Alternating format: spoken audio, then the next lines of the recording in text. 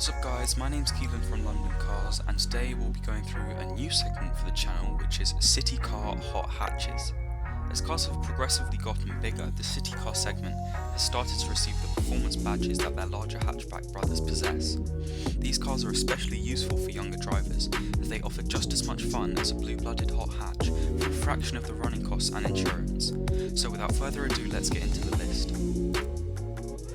First is the Renault Twingo Renault Sport. But actually also in here is the standard 1.2 turbo model, as it's still fast and more tunable with the turbocharger producing 100 horses. But the full Renault Sport edition gets a 1.6 litre naturally aspirated engine producing 133 horses, taking it to 60 in just 8.7 seconds. The handling is also impeccable, with Renault Sport giving it a dusting of the magic they're known for. The car can be had from £3,000 up with reasonable mileage and are good for insurance with Group 20. Next is probably the most well-known city hot hatch, the Abarth 500, with its amazing sounding 1.4 turbo engine producing 135 horses on the cheapest version and 180 on higher end models. This means that if you do buy an older car, you have a guideline to make easy power. It hits 60 in just 7.9 seconds or 6.7 seconds depending on which model you get, which is hitting full hot hatch territory. The car isn't amazing on reliability, but they are relatively common, so finding someone to work on it shouldn't be hard. You will either love or hate the looks, but I think it looks stunning.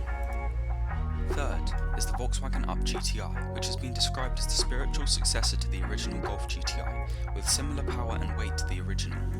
It is a true laugh to drive, with a fruity 1 litre engine providing 114 horses, which for a city car is plenty, and enough to hit 60 in 8.8 seconds. The GTI badge is recognised everywhere, and it's a way into the Volkswagen GTI club.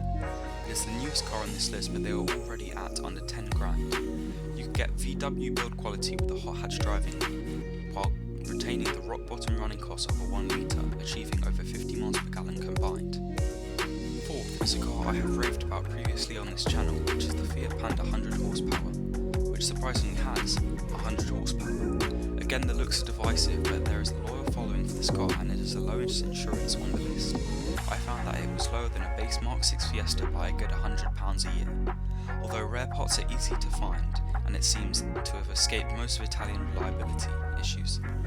A 1.4 engine takes it to 60 in 9.5 seconds, which is guaranteed to beat any other first car, which it could be used for due to its practicality and cheap insurance. They can also be had for high mileage for just under £1,000. Last but not least is the Mitsubishi Cult CZT Rally Art, which is almost like an Evo that was cut in half. It has a 1.5 litre turbocharged engine producing 147 horses, taking it to 60 in just 8 seconds flat. These, just like the Panda, have a massive tuning and modding community despite their rarity.